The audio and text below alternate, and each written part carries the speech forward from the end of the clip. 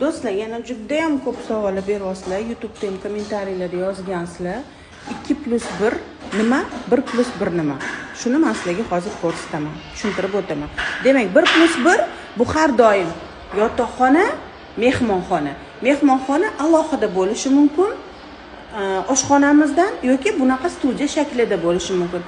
2+1 bu ikkita yotoqxona, demak, mana bizda ota-onalar yotoqxonasi, bolalar yotoqxonasi va oshxona bilan mana mehmonxonamiz studiya shaklida yoki oshxona alohida bo'lishi mumkin.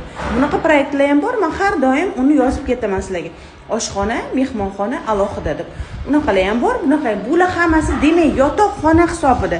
3+1 3 ta yotoqxona, 4+1 4 ta yotoqxona. Lekin hozir ko'pincha 4+1 deb mehmonxonasi alohida va 3 ta yotoqxonasi borlarni ham 4+1 deyishadi. Lekin yo'q, o'zi unaqa emas. 4 bu yotoqxona, 4+1.